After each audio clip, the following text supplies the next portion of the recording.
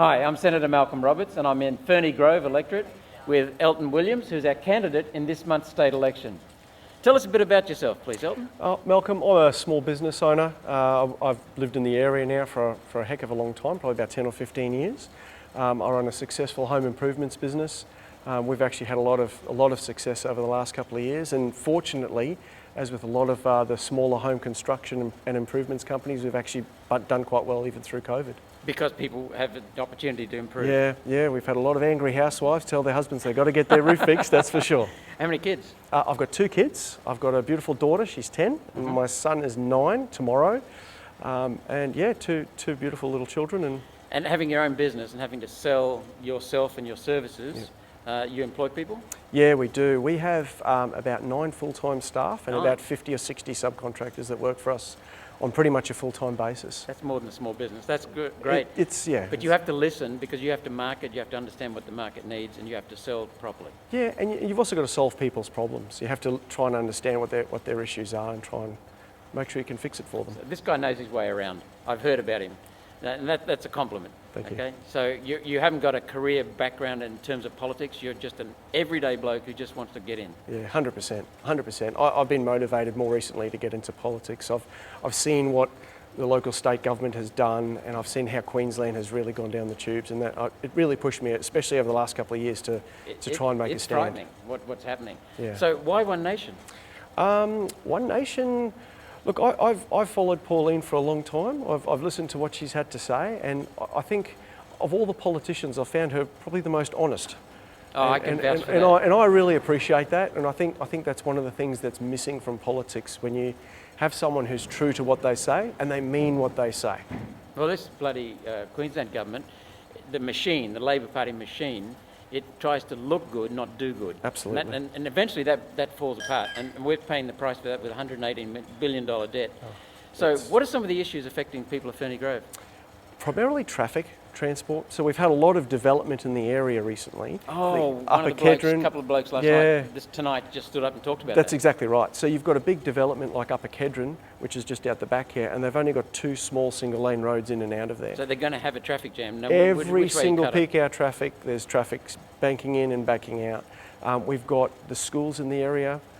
We've had so many people move into the area very, very quickly. The schools have grown so fast that they're now trying to catch up and play catch up.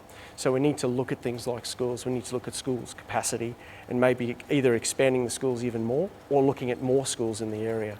So you're able to plan and think ahead? Yes. And hold people accountable?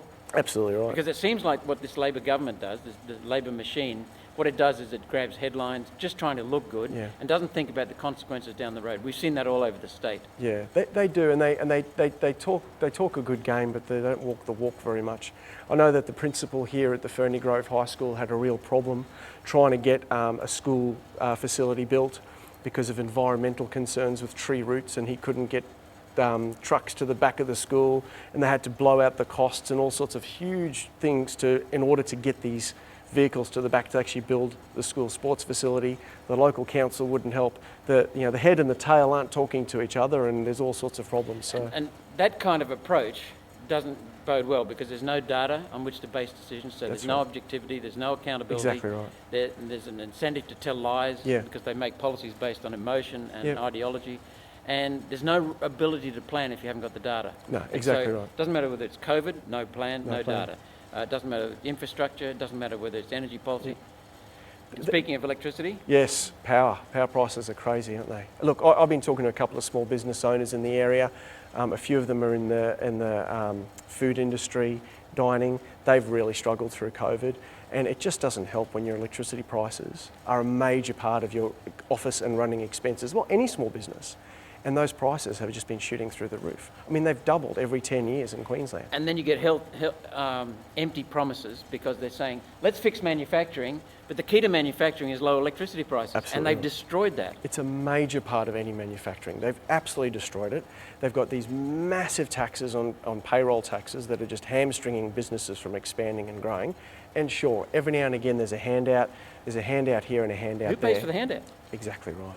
Exactly right. So instead of paying handouts and giving subsidies, why don't we focus on a long and medium term strategy of actually genuinely allowing these industries to stand on their own 2 feet? And have low electricity prices, which will enable them to do that. Cut Exactly. regulations. Cut regulation, get rid of electricity prices, make it much easier for startups, make it much easier for investment into businesses. There's so many roadblocks right now. We need to really streamline government. So the Labor Party has made a mess of this state, to $118 billion in debt, which is unheard of, undreamt of, and it's gone away from the basics. And we need to get back to the basics. Absolutely. And above all, we need honesty in government, we need honest people like Elton, and we need the financial responsibility. And you've run your own business, you'll be able to help them pull it together. I think the big thing for me, and some of the feedback we even got this evening, was that Labor Party is no longer for the working man. They don't support the working man at all. They're closer to the Greens, which are opposed Absolutely to right. workers. Yeah, that's exactly right. It's a bit of a shame. At this month's state election, 1, Elton Williams in Ferny Grove. Thank you very much. Thanks, Malcolm.